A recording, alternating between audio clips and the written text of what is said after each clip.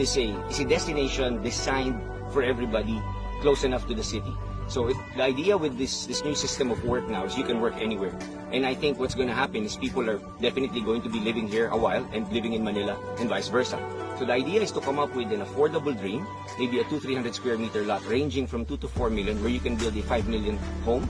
And definitely that's going to be very functional if you have the airstrips, the ferries, and as you can see, the 9-hole golf course right now, which will be expanding to additional 9 holes every 2 to 3 years over a 10-year period, which should house around 54 holes over that time frame. Camaya Golf Course offers a very different proposition because of, first, we really made sure that we designed the golf course before the residential lots. So we wanted to make sure that, of course, like any real estate development, you want as much lots as possible. But we created a stern focus on making sure that it's a proper 9-hole, knowing that it's going to be 18 moving forward, market-driven. And then once the golf course is there, we understood that you position it correctly, you will be facing the sea and Mount Mariveles at your back.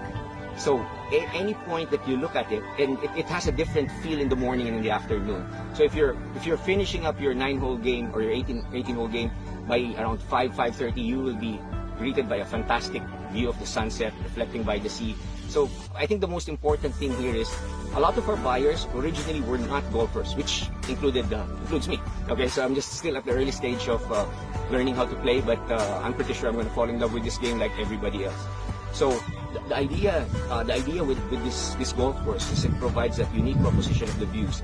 And we also understood that a lot of the buyers initially would not be golfers, but then everybody's trying to learn it and everybody's enjoying it, I think the same way that all the other golfers around the world are enjoying it. Well, actually, our first 9 holes were very happy and pleased on how it came about. The designers, John Cobb and everybody did a good job, the shapers, and we retained the right amount of trees. So with the proper 9 holes set in play, we will be building additional 9 holes every 2 to 3 years in stations 1, 2, and 3 of Camaya Coast, with a clear vision of having, actually the second 9 hole will be at station 2. So the idea is your first 9 will be here, and you will bring your golf cart down to the port area, you transfer to a boat. This is where you have your coffee, tally your score, and all the other things that golfers like talking about in between the first nine holes. Then you're greeted on the other side by another golf cart. You transfer your bags there, and you finish the the second 9 hole in a totally different environment. Then continuing on, we add 9 holes to each over the next couple of years. So I think for golfers, this is definitely going to be a very unique proposition, and we're very excited for golfers to experience it. So far, we're pretty happy with what we hear from the people who have played here, and we're looking forward to having other people visit and experience the same thing themselves. Honestly, golf is only one of the attractions that's going to be here. Of course, the beach is one of them, and originally the golf wasn't the main integral part of what we were building.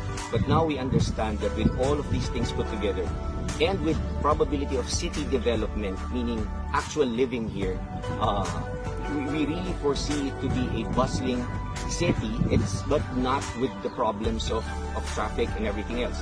And with the connections of the ferry running Manila daily, and the Corregidor and all the other destinations, and the airstrip soon in place by, let's just say, latest end 2022.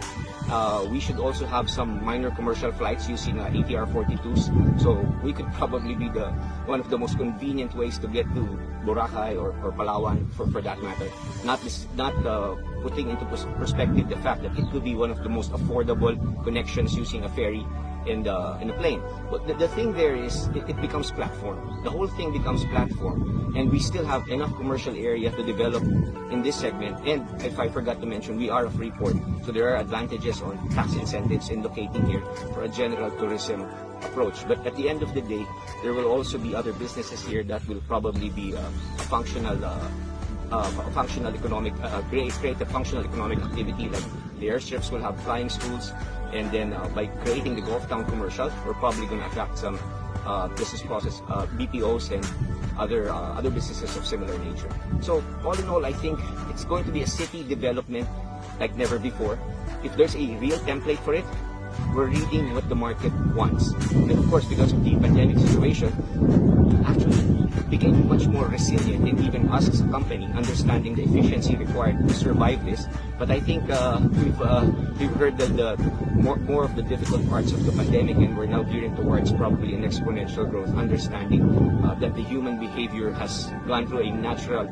It's not change. It's just a natural evolution in hyperspeed, and I think we're there. We're going to be there to catch it. And Camaya will be one of the platforms that will be able to capitalize and maximize on what people really want, on how they want to live in the future.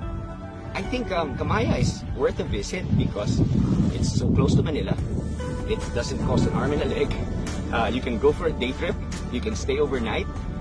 It'll probably cost you less than the other, and we're probably the closest white sand beach of this quality to Metro Manila in the most convenient way using the ferries. And if you're living in Region 3 and with the new developments in Manila as well, the new skyways, it's pretty simple. It's simple, it's close, it's affordable. So there's no reason not to try. And I think at the end of the day, the romance of the sea is timeless. So if you can get to a place like this within an hour and a half or two, you should try.